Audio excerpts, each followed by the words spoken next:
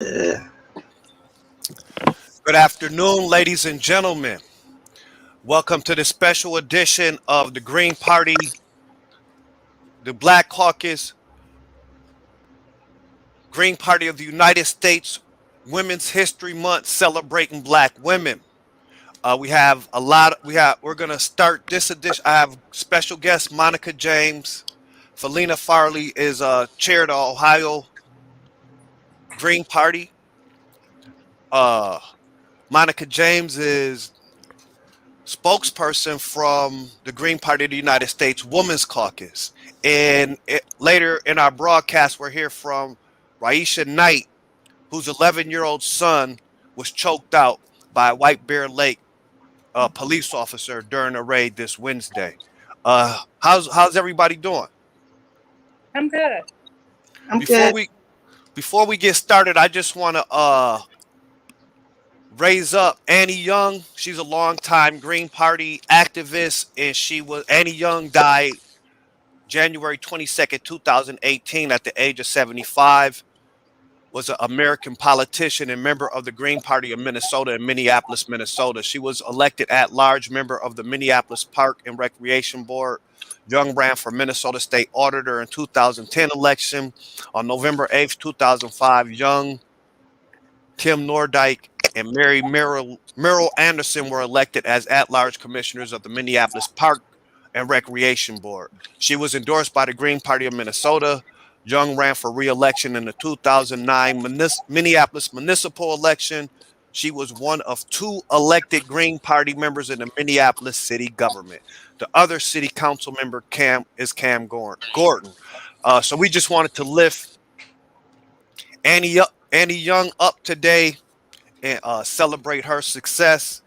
Monica, did you want to take it from here? Sure. I'm going to start out with discussing some racial bias and stigmas attached to propaganda and very common stereotypes that are applied majority towards Black women and Black girls. The name of my segment will be The Survival of Black Women and Black Girls at the Hands of America Police. Fact: 250 women have been murdered by the police since 2015 until currently 2021. Black women are fatally shot at rates higher than women of all other races. We are 13% the population of women, but we are 20% murdered by police. We are 20% of Black women murdered are unarmed. 28% of us are murdered unarmed. White women are 1.5 million killed. Black women are 2.3 million killed. Hispanics are one per person per million killed, and all other races are 0.8. All crimes against Black girls historically continue to be lumped with adult Black women. This gives us an inaccurate account of how many of our innocent girls are being murdered. So we can only tell the number amount that are murdered together, but not separately. The majority of Black women's ages 20 to 35 are most likely to be killed by police than Caucasian women.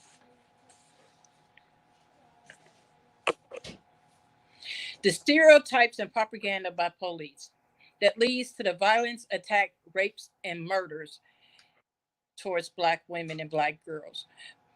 They are considered loose, unmorals. We are considered labeled as liars and or mentally ill. We are also considered dangerous because Black women are classified as looking like men.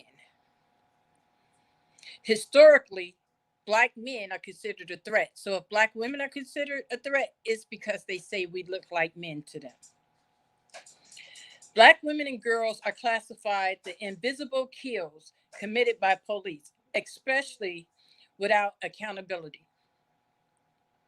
The most people that are harmed and killed by police are Black mental health patients that are Black women and girls, Black women that are LGBTQ, living in high prostitution and street workers, drug addicts and alcoholism, girls that run away from home. Black girls are seen as adults.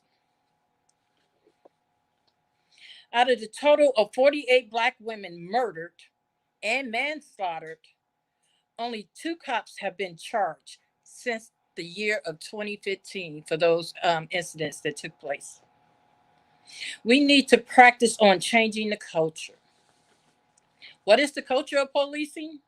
Well, the culture of policing is the police loyalty to one another, the code of silence that they have, the invisible threat of unarmed Black women and girls, the lack of superiority discipline, charting complaints, follow up on complaints, progressive disciplinary is needed. Putting real preventive measures in place are also needed. Black women and Black girls that are victims of our entire government laws, bills towards all Black, towards all women, have continued to fail and victimize Black women and Black girls at much more higher and alarming rates.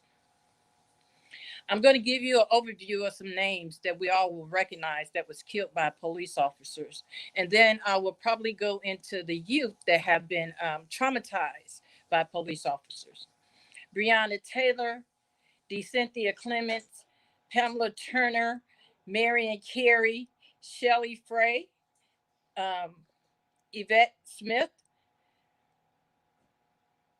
Antiana Jefferson, Darnisha Harris, Melissa Williams, Chantel Davis, Rikita Boyd, Sandra Bland, Tarika Wilson.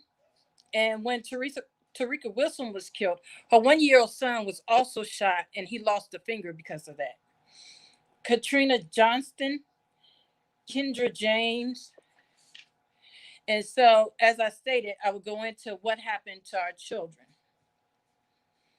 We have young girls that have been recently affected, as far as we know that a 9-year-old, we don't have her name, was pepper sprayed and handcuffed in the back of a New York Rochester police squad car after kicking an officer because she was afraid and she was crying for her father because a dispute happened between her and her mother and she was running away from home. An 11-year-old girl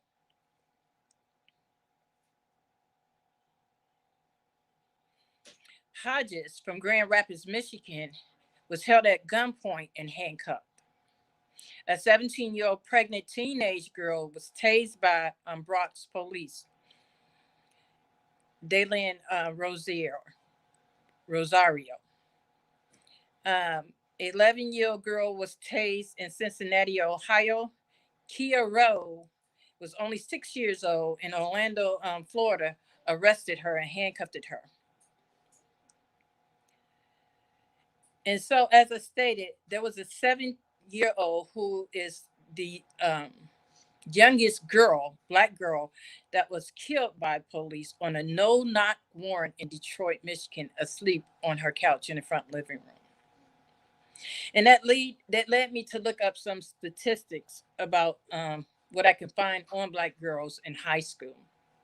In high school, they are 6 times more likely to receive out of school suspension. They are 3 times more likely to receive in school suspension. They're 3 times more likely to be restrained, 2 times more likely to receive corporal punishment, 4 times more likely to be arrested, and 3 times more likely to be referred to law enforcement than any other nationality in this country.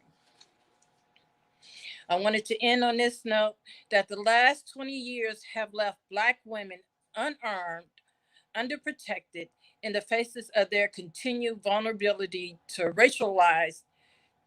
through the racialized police violence, because much of police violence is focused on male victims. And you can research a lot of this information. You can go to the IU No Justice for and No Peace. Also, the Green Party National Women Caucus Women page have some information up about it, and the African American Policy Reform. Thank you.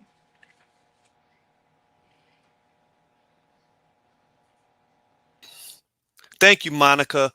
Do you guys have any questions for Monica about that wonderful presentation and that very important information? Um, a lot of times we talk about police brutality, but like Monica says, we don't really look at how women are affected by police brutality, especially consider people like Breonna Taylor, um, Corinne Gaines, Sandra Bland, and many others.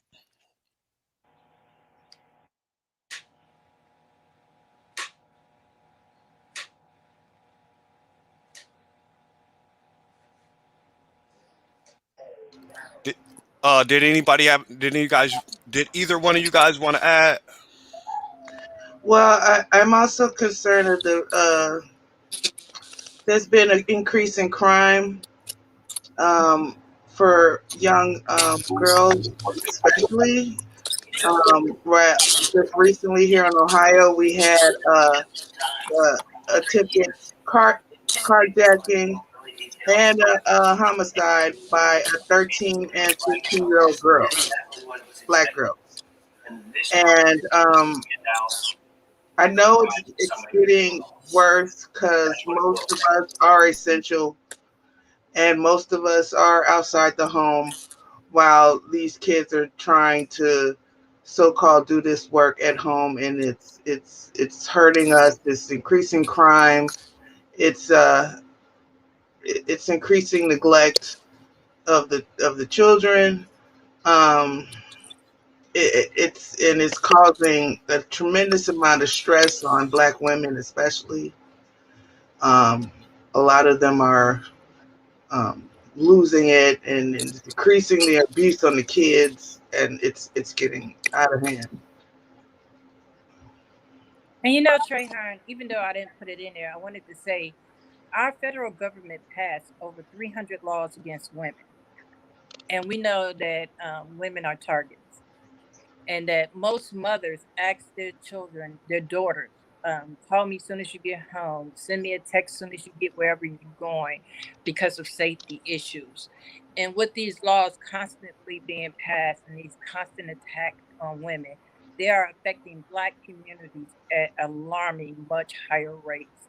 And we won't know the total income, the impact of that until probably years later, because there's no research within the last 2 years since 1919 when they 2019 when they first started passing these laws. And so if you look at the time frame, how long it takes us to get information or data on the killing of Black girls and Black women through the police department, I couldn't even begin to imagine what would be the time frame on the information of how these laws have impacted the Black community at a much higher and alarming rate. That's crazy. And in the chat, Robin Harris said school officers' assault on black girls are increasing. Mm-hmm. If y'all They did you are. go? Okay. Yes. So yeah, a lot of people here in Minnesota, I know there been. I think Minneapolis just did a push to get SROs out of schools and things like that. So we hope to see that same type of push across the country. Um, Thank you, Monica, for that wonderful presentation. Thanks We for have, having me. no doubt. I think you got some more for us in a minute too. Miss Felina, did you want to speak or? I was just going to go over um, why I'm working so hard to push ranked choice voting here in Ohio, and how that specifically affects us um, both as Black and as women, because Ohio was one of the first states to implement ranked choice voting in the local municipalities like Toledo and Cleveland.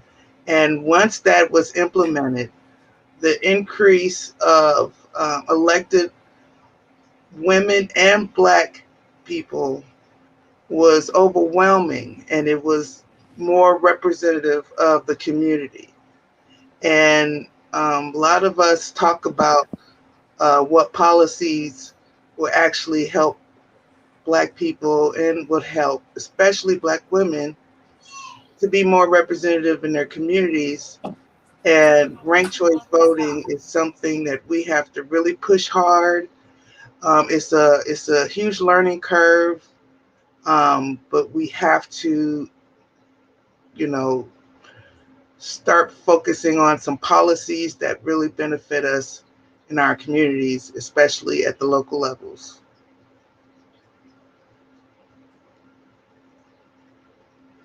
So, um, So how does ranked choice voting work? So I come to the ballot. I come to cast my vote.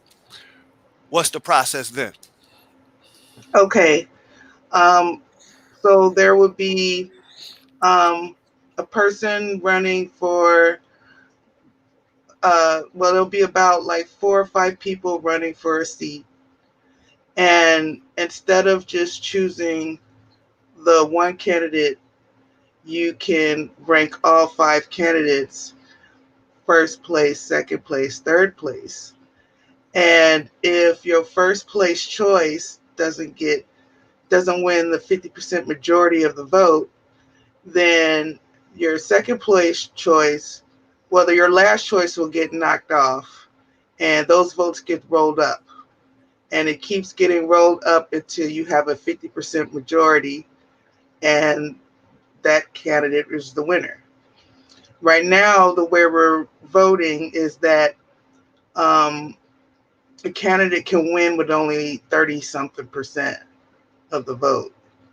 And that's not really democracy. You want a candidate to win by 50% or more and let those votes roll over to your, if your first choice doesn't win, the second or third, until you get a 50% majority, and more people will be satisfied with that choice, and it'll represent the people better. Some pushback I've noticed about ranked choice voting, and I do mention this when it comes to when you actually start these ballot initiatives, is to make sure um, that you always have a minimum uh, seats to rank. And the reason why I say that is because that when it comes to multiple seat elections, when there's like 3 or 4 seats open for city council or school boards, ranked choice voting can be gamed if you allow voters to still only rank one candidate and there's 4 seats open. Mm, So you have to have it minimum seats required to rank. So you okay. do have to have it. It's a math thing. Yeah, I don't and want to get into the math part of it, but if you let people undervote like that, and people only vote for like one candidate and there's like 4 seats open in a ranked choice voting, that is a problem. okay. So I know we have that here, and I think like in even so, there's school board elections coming up here in St. Paul. Those are municipal elections, and then we got a mayor's race coming up here too, and that's only one seat. But that there's still ranked choice vote elections though. Yeah, and if you do put in the minimum seats open, that does give the candidates the opportunity to still run in slates for those seats. Mm-hmm. But you want to still give the candidates a way to still campaign as a slate in a way when it comes to ranked choice. So that's why you want to just say minimum seats that are open. So if there's only one seat, that's fine. But when there's multiple, yeah, you want to make sure to have that language in there. Awesome. Thank you so much, and I'm glad you guys are working on that down there. We need to start making our elections more fair and doing things so that more people, there's more participation. Part of the Mhm. Green Party platform, I think point number one is grassroots democracy, and everybody should have say so in their government. And I think ranked choice voting, proportional representation, and those type of initiatives are a way to get there. We have, thank you, ma'am, and just For those of you who are watching now or those who might watch later, the Green Party has a very strong, powerful black woman like Felina and Miss Phillips, who's and Monica James, who just gave a great presentation on uh, police violence and black women. Uh, Jasmine is out of the from the West Coast, been doing a lot of work studying. I'll let her tell you. I think she's studying environmental studies in UCLA. Tell her say hello to the people, Miss Phillips. Hi everyone, how are you? Okay. Good. Yeah, I guess I'll start off. Miss Monica, thank you for that information. A lot of those statistics I've never heard before, but so it's great to have that information out there so you know where to go from there. I think when we talk about police violence against Black women, um, it is a reflection of a societal system that disregards Black women as equally human, right? And I think when we talk about environmental science, it relates back to those same ideas of humanitarianism and human rights issues. Also, here in LA, we've also had the push for defunding police within schools. And so now we're at the point where we're looking to see, okay, Excuse me. Could you mute your phone if you're not speaking? Okay.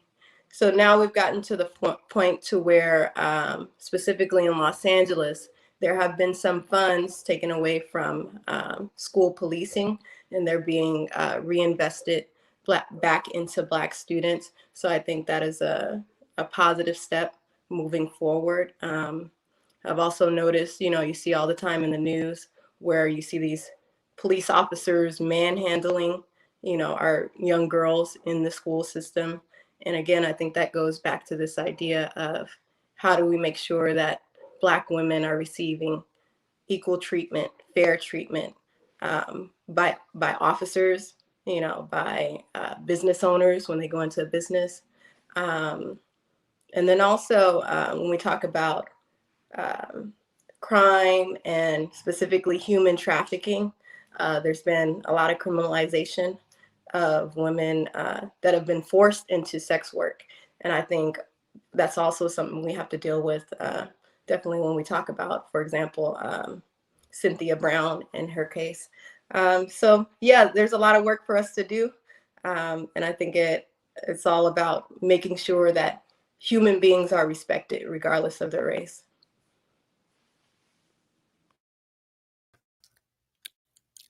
Absolutely. And did you guys, Miss James, Felina, and then not to go back, but Miss Harris asked, is there ever a time when you think RCV is not a good thing? And then you guys, after that, if you guys want to ask Miss Phillips some questions about what she just spoke about too.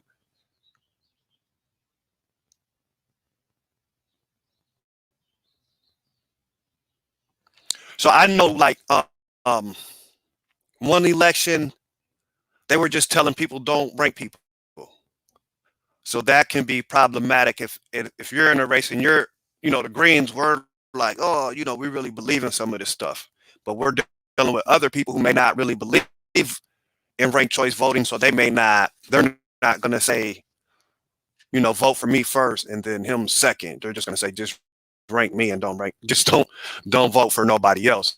So that sometimes that can be kind of problematic, but that was the only thing that I could think of. Miss Jasmine, we had a conversation last week, and you said something profound about when environmental injustice first started for Black people, and that was on the slave ships. Could you elaborate on that? Yeah, so again, like we're saying, when we talk about environmental justice, we have to look at it as from the human rights aspect. And when we look at the conditions that we were brought into this country under, um, the housing conditions, the food conditions, the um, or access to medical care, to proper treatment. All of that was not provided. On the slave ships, many slaves died because of the inhumane conditions on those ships. And a lot of those conditions were still allowed to take place for Black people throughout slavery, post-slavery, and even today. I was looking at a video where people were lined up to receive Section 8 housing, and they closed down the line, right? Hundreds of people looking to improve their housing situation, and they're being turned away. So it's a crisis. Our housing conditions and also our medical conditions. Black people are unfairly treated in the medical system. A lot of times when Black people go to hospitals, right, complaining of pain, illness, they're turned away, right? So again, it goes back to that idea of treating Black people like human beings, right, which is missing. And so I think that's at the core of what environmental justice is.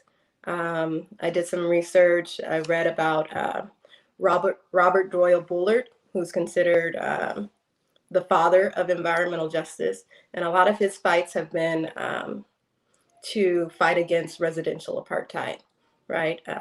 Black people being forced to live in communities where the environmental conditions are subpar, where no human being should be subjected to. And we have to fight for that, right?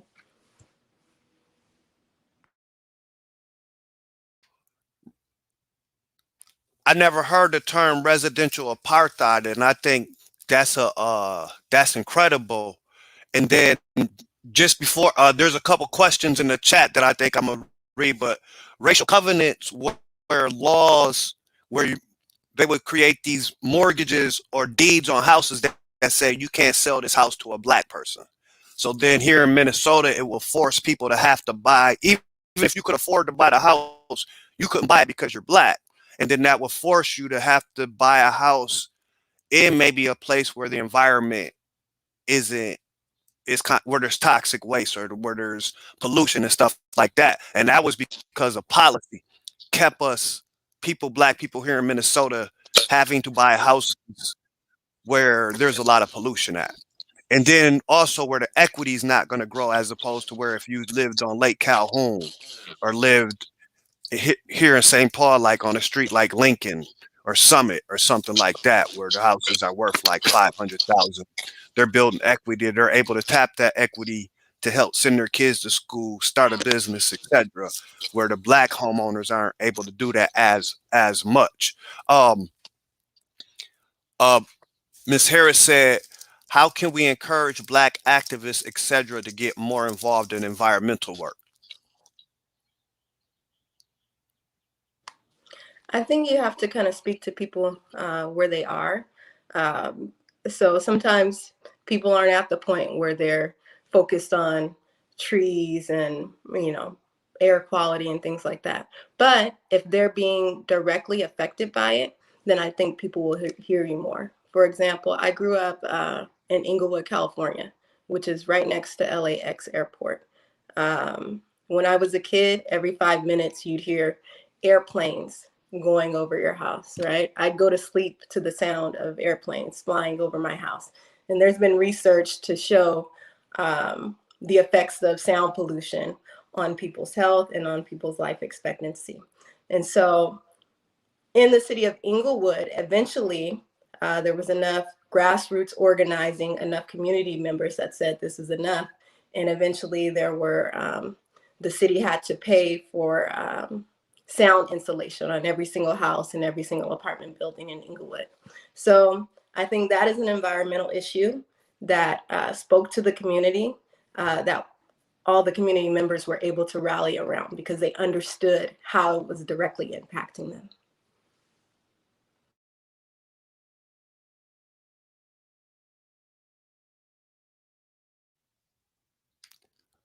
I'm talking and I was muted. Hot Indie Media said, our people need to understand that environmental issues are among the largest BLM related issues, and then approaching environmental issues with a racial justice lens. And I think we should approach everything like that.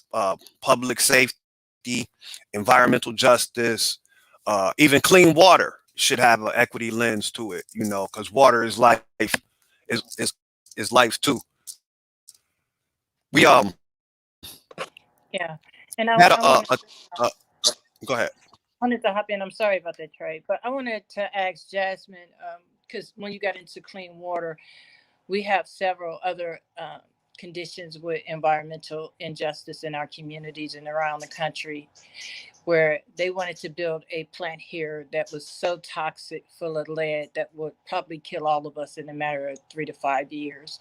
And we got on, we protest, and our city stopped that from happening. We wrote, we did everything we possibly could, and the people just finally backed out. But our city council and our mayor was all for it, and they weren't up to pushing that out, and they signed a contract without the community even knowing. So as we know that a lot of um, injustice in the environment happens because our government go around policy of talking to people. They discredit the voters. They don't want us voting or speaking up about these issues. And the second thing, that was the air part of it, but the ground part of it, there's a waste farming pig not far. I think it's so many miles, not even that many, maybe six. It's under double digits outside of the community that pollutes the air and the ground. The waste from the pigs, it contaminates as they species feces continue to spread underground, and so it starts affecting if we have gardens or if our children are outside playing, things like that. And you can also get that waste from factories. And so I was just wondering, what are your thoughts on that, Jasmine? Absolutely. So these are some of the same things that Robert Doyle was fighting for in Texas. And so he did research on landfills, dump sites, and he realized that there was way more dump sites located in Black communities than non-Black communities. And it even took into account for income. So regardless of whether you were a Black person living in a Black middle income neighborhood, the proportion of Black people in your neighborhood dictated how many dump sites were located next to your house. So this is something that we're still fighting against today, right? And as long as we're silent or uninformed, these things are going to keep happening, right? So that's why we need to, at the local level, be organizing, trying to get our voices heard.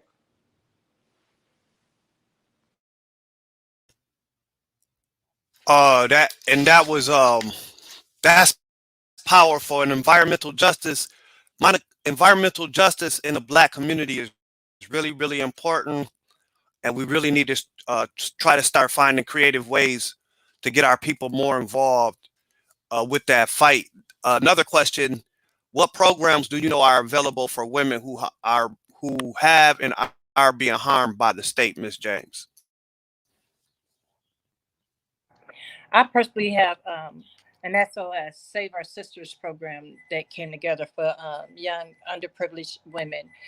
And they were high school level. And I kept getting this pushback hearing that you can't save them, they're too old. But I'm here to tell you, people want to change their lives. It's not about us saving them, it's about giving them the correct tools to help themselves save their lives. Um, I would say there are a lot of nonprofits. I'm not a nonprofit person because a nonprofit person has to answer to the government. They receive their fundings from the government. I am a community activist, so I will only promote community activism because I believe that it takes you to work from the ground up to make real changes in this country.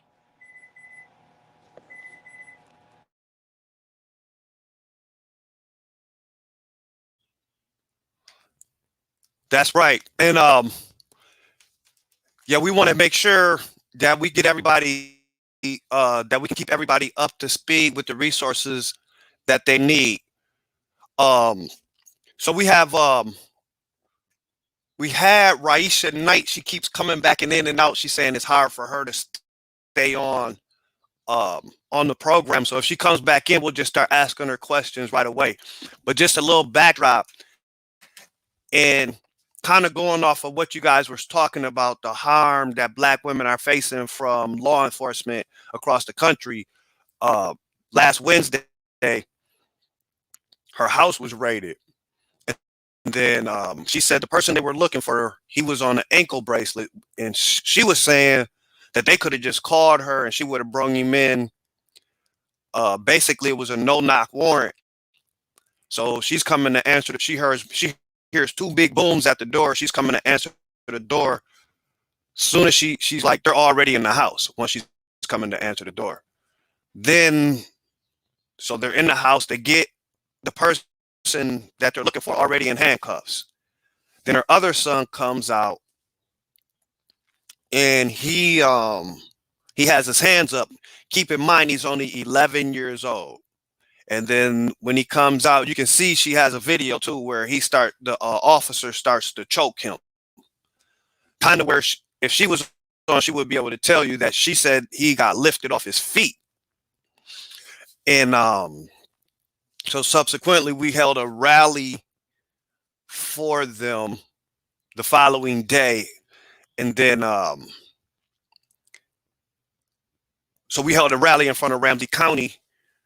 And what was interesting, it wasn't just Ramsey County who came for the raid. It was Ramsey County, the same police department, and the White Bear Police Department raided her house for one person and ended up choking out a 11-year-old child. So she keeps coming in, but it's hard to get her to stay in. But if we're not able to talk to her tonight, we'll be able to get her back on soon. But And Trey, just talking about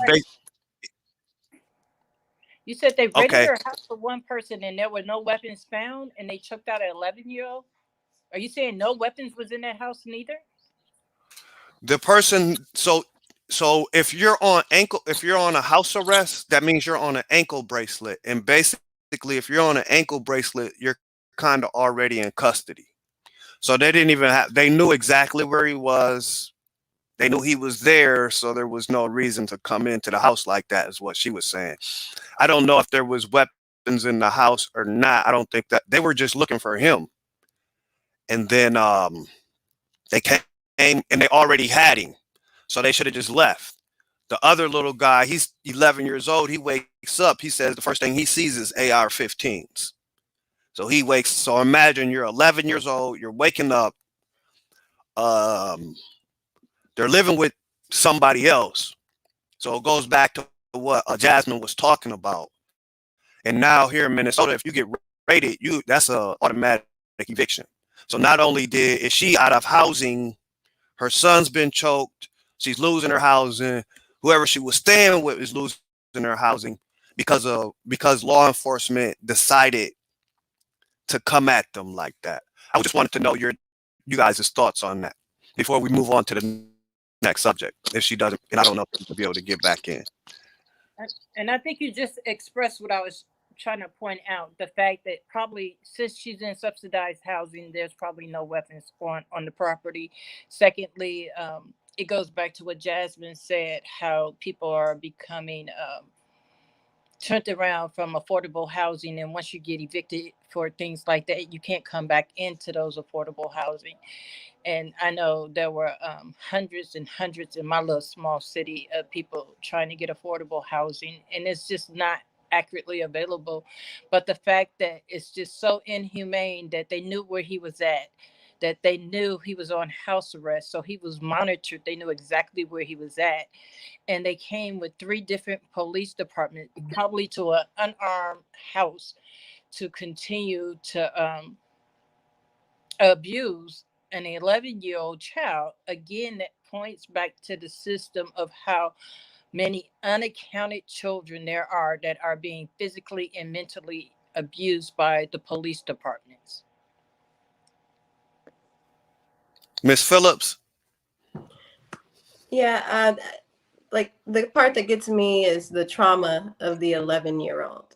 The trauma of Black children is often disregarded in our system. Similar to, I saw a video last month of a mother that was falsely accused of stealing a small item from a store, and she was, beaten to the ground by the cop in front of her little daughter that she was holding in her hands, right? That was ripped from her hands. And so there's so much talk in mainstream media of caring for mental health, right? Making sure that you're of sound mind and things like that. But when it comes to Black children and their mental health, it is disregarded by many authorities, by many systems in our country.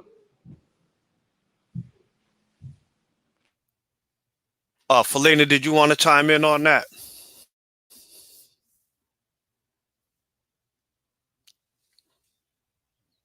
Okay. You're muted. Unmute yourself. Okay. So with the whole thing with Tamir Rice's mom and the whole thing with the Grammys and all that she started, 2 years ago,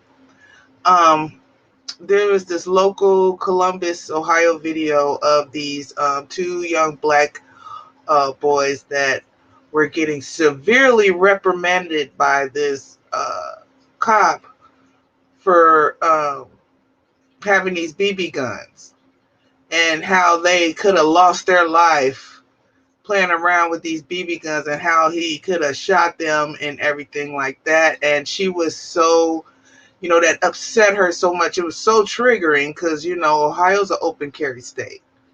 So why are you putting these fear into these kids about a BB gun, and it would not happen? You wouldn't even be doing this to a couple of white kids. That Or, just gave me chills. Yeah.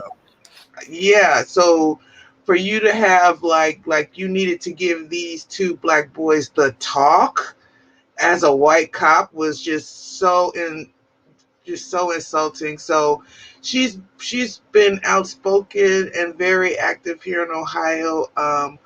I do feel her pain so much. And then those cops got away with it. The case, they didn't get charged for killing that boy, and it's just crazy. And there's a lot of people talking about defending her. They're sticking up for her, and I'm just happy that people are waking up to who the real stars out here are that are doing the work. So Yeah. And that's the thing, like, it's not about stardom, it's about justice. And I think so we do need an adjustment and a reality check for what everybody's doing. Even if your child gets killed, that's not for you to become a star either. Right? It's for you to get out here and fight for justice so it doesn't happen to anybody else's child. And for us activists, we're not out here to become stars or anything either. We're out here to fight to get justice for people's children who have been murdered by law enforcement. So hopefully all of us, activists, parents, we can get back and focus on getting justice for Black lives and not chase media. We have a big because and here in Minnesota, there's been 400 people killed by the police, and only one cop has been sent to jail, and he's Black. So that does set precedent. So since he went to jail, we expect Chauvin to go to jail now, because Muhammad Noor went to jail for accidentally shooting a white woman, when we know Derek Chauvin murdered George Floyd on purpose. We have we're getting close to an hour here. We have some powerful women in the Green Party. And all the trauma, I just wanted to add about the environmental part as far as housing and how law enforcement causes poverty or causes homelessness through policies and raids and things like and then the other day I seen him pull somebody over, take his money.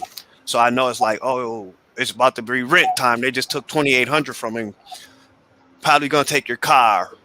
Just a whole bunch of things that adds up where they keep taking things from Black people that causes poverty.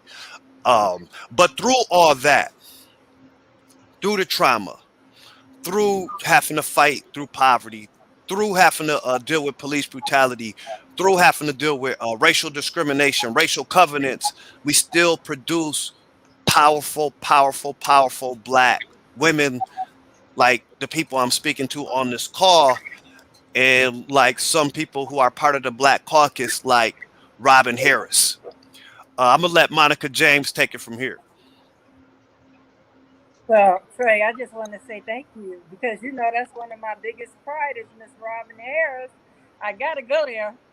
The National Black Caucus Green Party like to give recognition for National Women's Month to our own executive team member, Robin Denise Harris. That's what I'm going to say right now. I'd like to share a short bio on her social justice activism.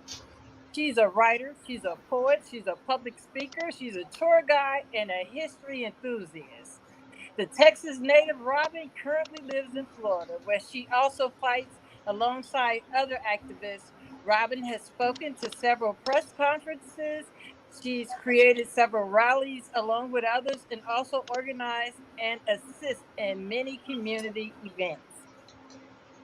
The reason why civil disobedience is also a credit to her, because approximately 1 month prior to the horrific shooting in Pulse nightclub in Orlando, where Robin, alongside with 9 other protesters, were arrested at Marco Rubio's office. They protested that. Robin and 23 others went on as activists later on to another protest, were arrested in Tampa, Florida, during the protests for economic and wage rights.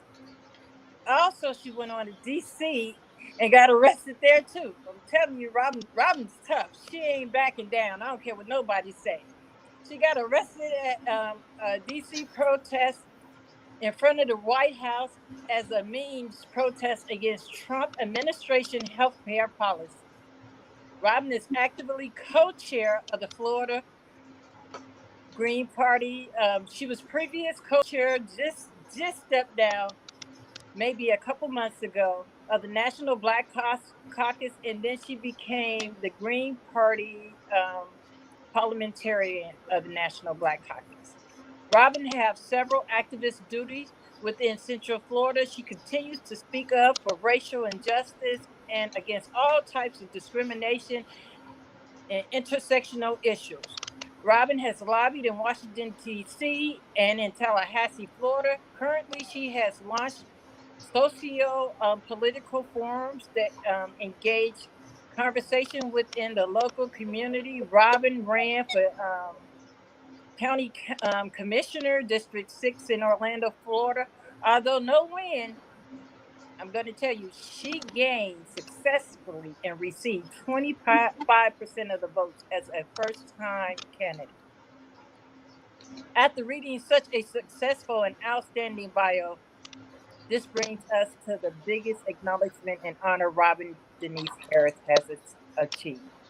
The National Black Caucus Green Party like to acknowledge Robin for being a recipient winner of the Now Award 2021. Robin, we love you. We appreciate you. And I don't think I could say anything more about you that would not say you are just an amazing Black woman and you lead us in a positive way.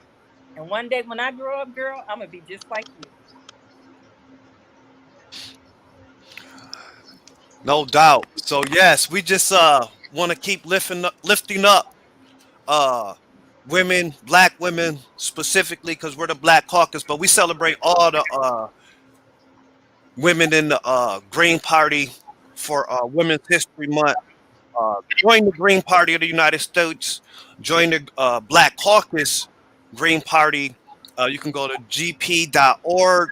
What's the website if you want to sign up and join the Black Caucus? Could you tell them how to do that, Felina?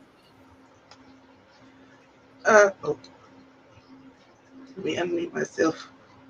Oh, down. Okay, I'm unmuted. Okay. You can go to the blackcaucusgreens.org and you can sign up. And then once you sign up to become a member, we'll send you an invite to our flock so you can get started on party building for and get more Black people involved in politics, political education, especially. It's one of our main jobs as a party, provide political education. And a lot of, it's one of our things that hurt us the most in America, actually. It's not just Black people, but it's when America has a cold, we have the flu, so it hurts us even worse when it comes to political education. So please encourage more people to join our Black Caucus to get more involved in actual policies and to change things around in our government.